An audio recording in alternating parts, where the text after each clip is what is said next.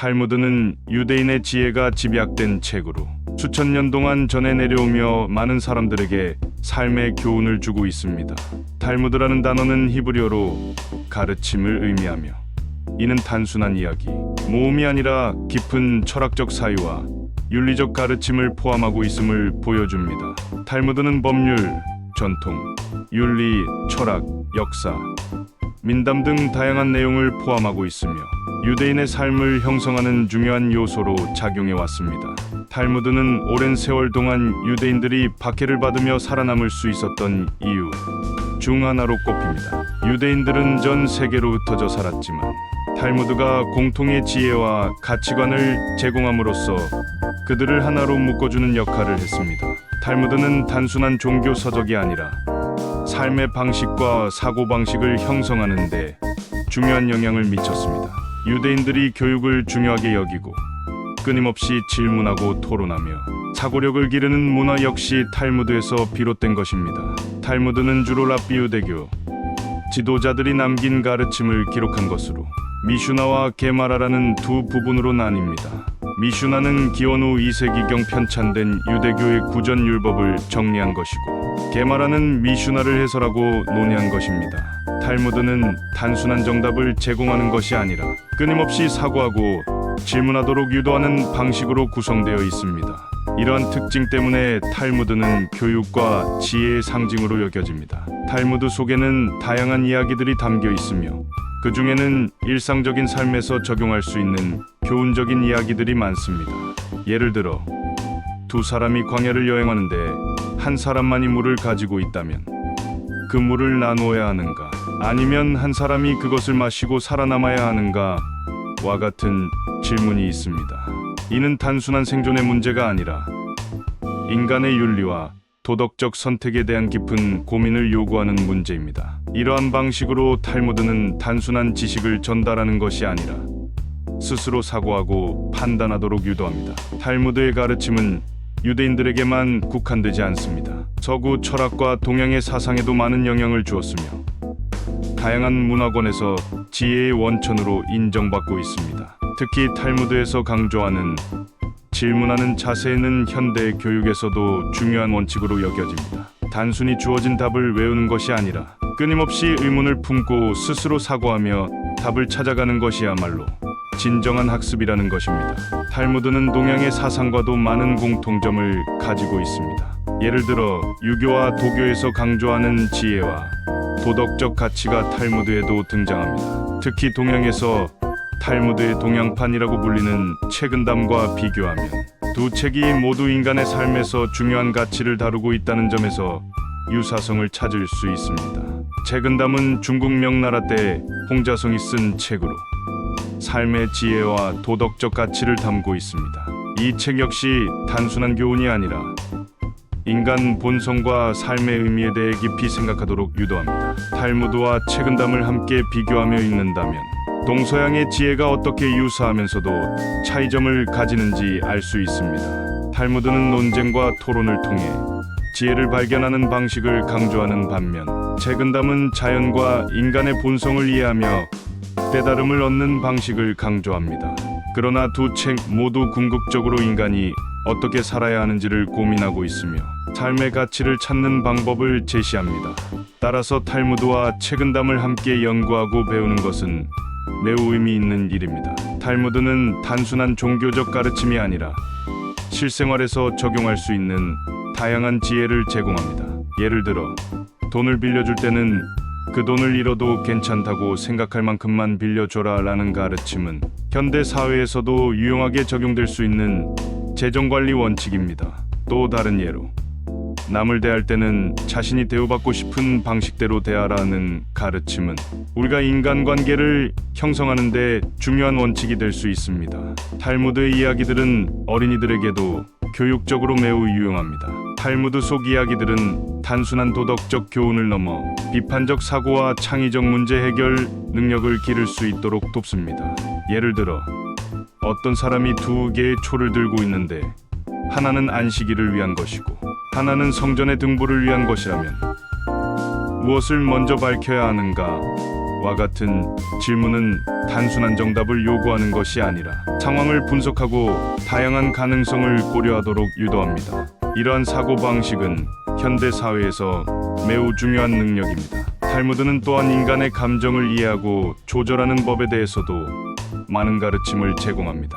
화를 낼 때는 3번 생각하고 말하라는 가르침은 감정을 조절하는 중요한 원칙 중 하나입니다. 우리는 일상에서 화를 내거나 감정을 조절하지 못해 후회하는 경우가 많습니다.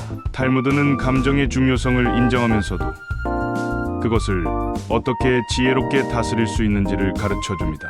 현대 사회에서는 정보의 양이 폭발적으로 증가하면서 지혜를 구별하는 능력이 더욱 중요해졌습니다. 단순히 많은 정보를 아는 것이 아니라 그 정보를 어떻게 활용하고 적용할 것인가가 더욱 중요해진 것입니다. 탈무드는 이러한 현대적 문제에도 유용한 지침을 제공합니다. 모든 것을 알 수는 없지만 중요한 것을 아는 것이 지혜이다라는 가르침은 우리가 지식을 습득하는 방식에 대해 다시 생각해보게 만듭니다.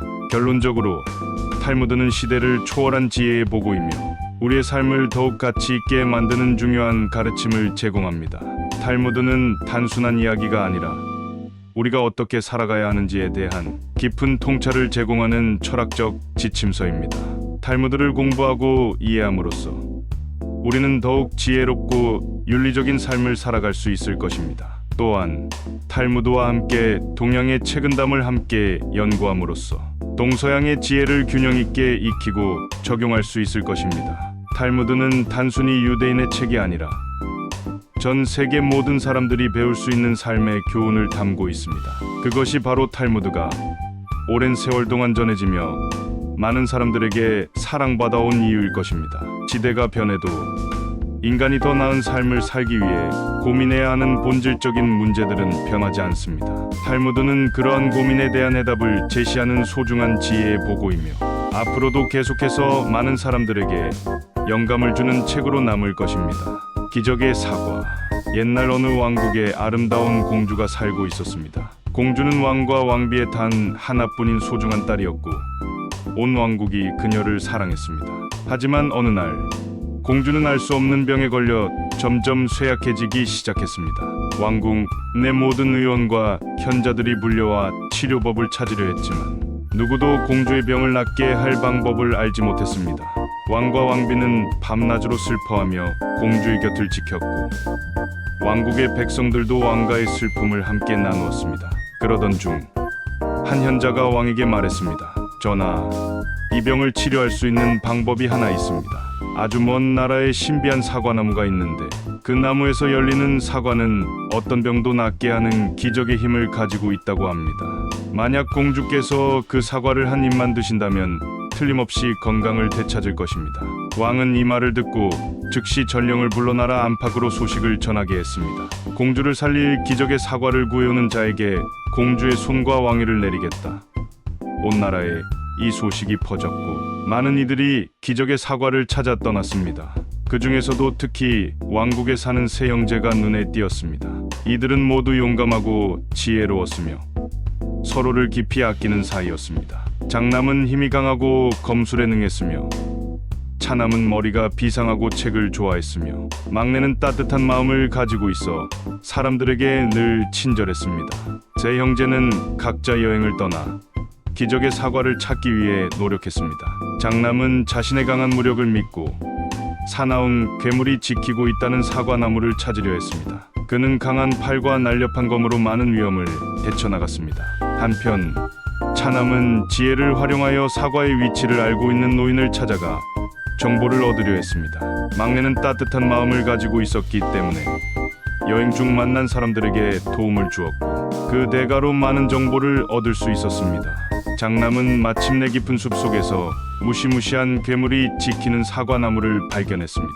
그는 괴물과 싸우려 했지만 괴물은 인간보다 몇 배나 큰 거대한 존재였으며 그의 힘을 훨씬 뛰어넘는 위력을 가지고 있었습니다.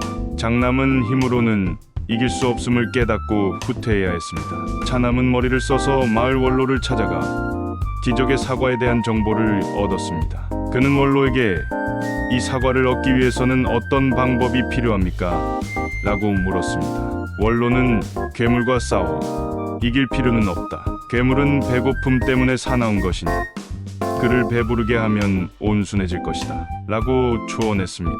차남과 장남은 이 말을 듣고 함께 방법을 모색했습니다. 그러나 그들은 여전히 괴물에게 다가갈 용기가 부족했습니다.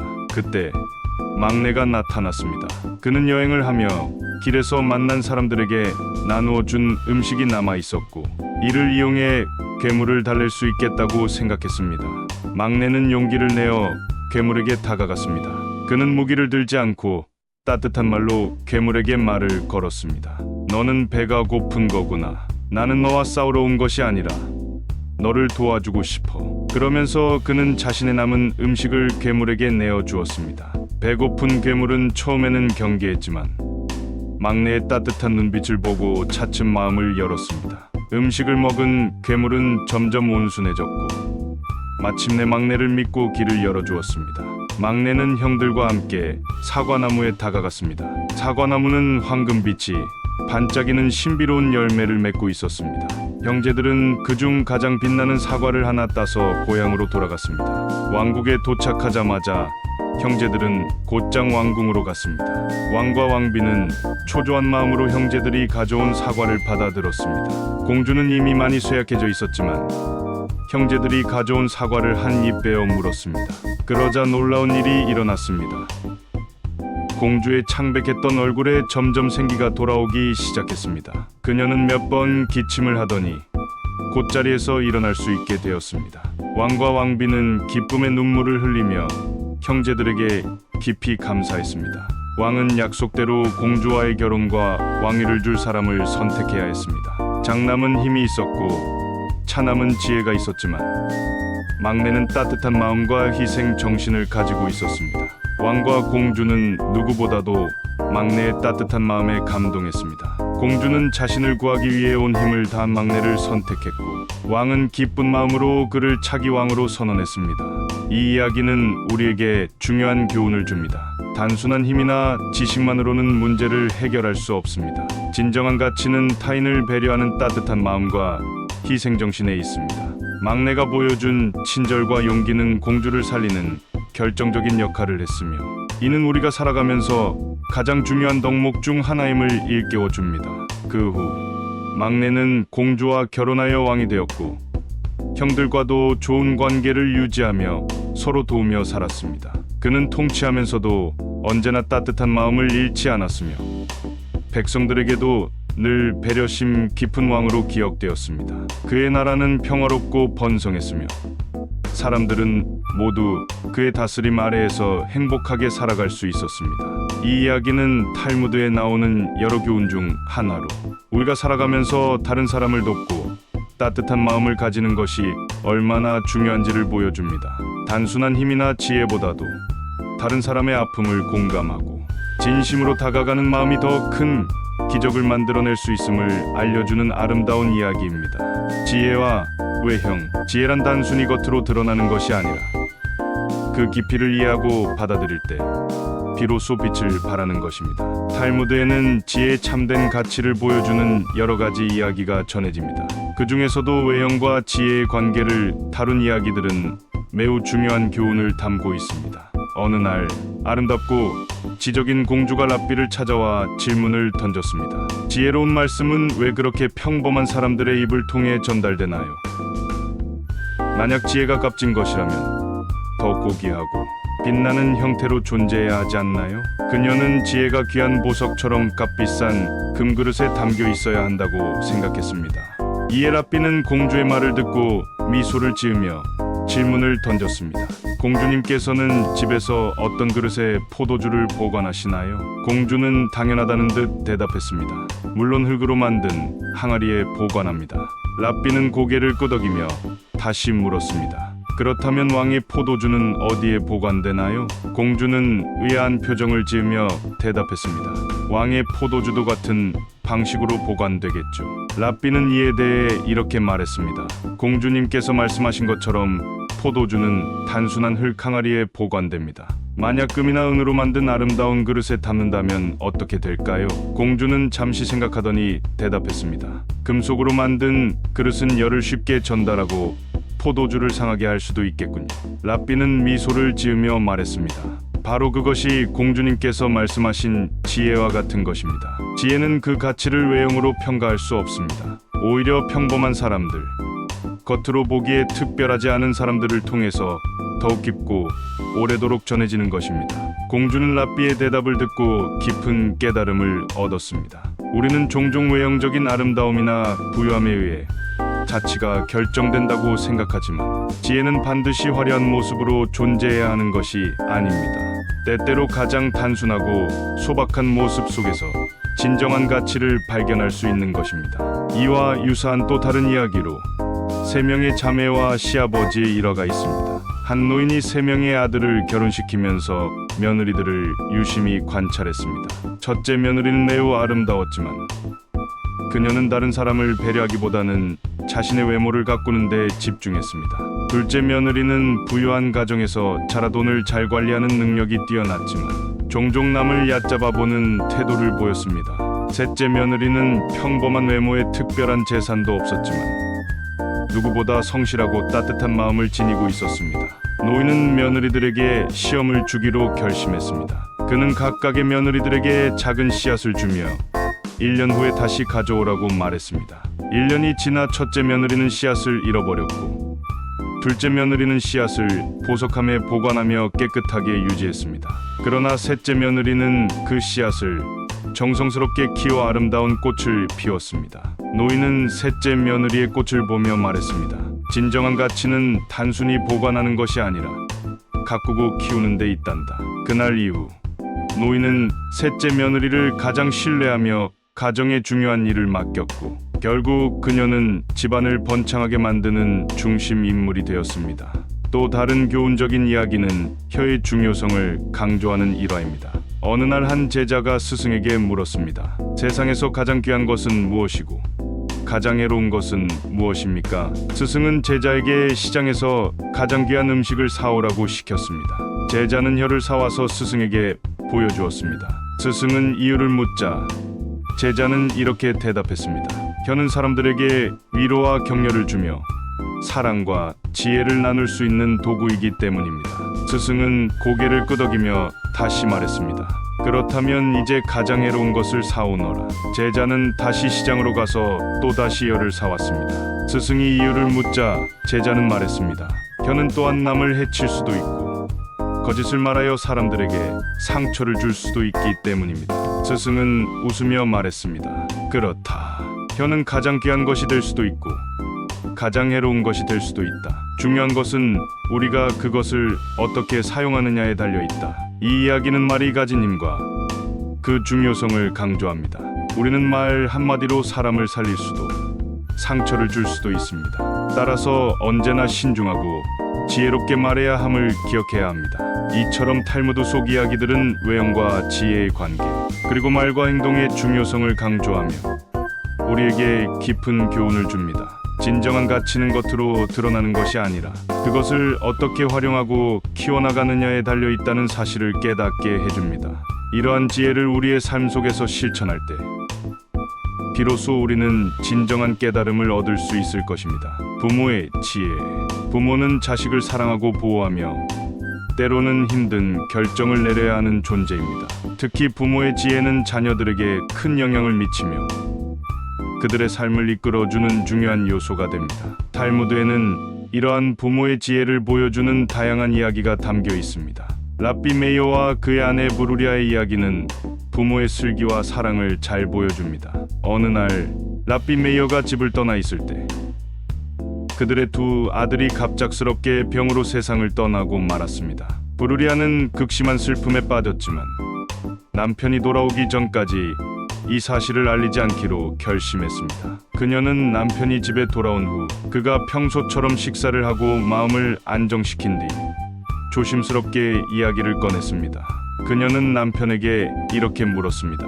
만약 누군가가 우리에게 귀중한 보석을 맡겼다가 그것을 돌려달라고 하면 우리는 어떻게 해야 할까요? 라삐 메이어는 당연하다는 듯이 대답했습니다. 그것은 본래 우리 것이 아니니 기꺼이 돌려주어야 하오. 그때 브루리아는 남편을 조용히 방으로 데려가 두 아들의 시신을 보여주며 말했습니다. 하나님께서 우리에게 잠시 맡겼던 소중한 보물을 이제 거두어 가셨습니다. 우리는 감사한 마음으로 돌려드려야 합니다.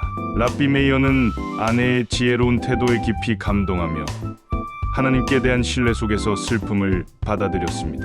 이 이야기는 부모가 감당해야 하는 큰 슬픔 속에서도 지혜롭고 의연한 태도를 유지하는 것이 얼마나 중요한지를 보여줍니다. 또 다른 이야기로 한 부유한 아버지가 세상을 떠나기 전 제 아들에게 재산을 상속하는 방법에 대해 고민하던 사례가 있습니다. 그는 자신의 재산을 올바르게 분배하기 위해 유서를 작성하며 지혜로운 방법을 사용했습니다. 그는 유서에서 이렇게 적었습니다. 내 모든 재산은 가장 현명한 아들에게 상속된다.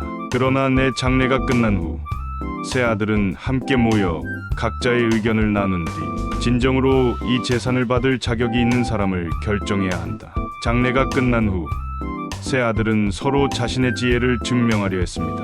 첫째 아들은 자신이 학문적으로 뛰어나며 아버지가 지혜를 가장 중시했으므로 자신이 상속받아야 한다고 주장했습니다. 둘째 아들은 자신이 장사를 잘하여 재산을 더 불릴 능력이 있기 때문에 자신이 가장 적합하다고 말했습니다.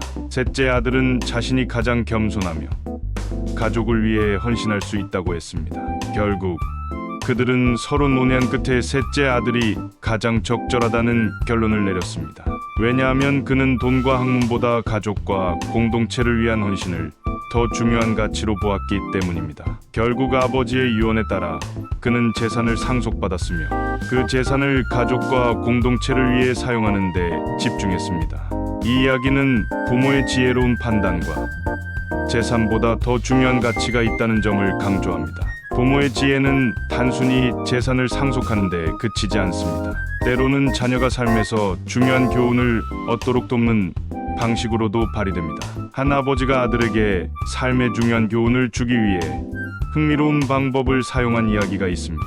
그는 아들에게 작은 상자를 건네며 이렇게 말했습니다. 이 상자를 열어보되 단 한 번만 열 수 있다. 그리고 내가 언제 열지를 신중하게 결정해야 한다. 아들은 호기심이 생겼지만 아버지가 의미 있는 일을 시키고자 한다는 것을 알고 신중하게 생각했습니다. 어린 시절에는 그저 보물 상자일 것이라고 생각하며 열고 싶었지만 더 중요한 순간에 사용하기 위해 참았습니다.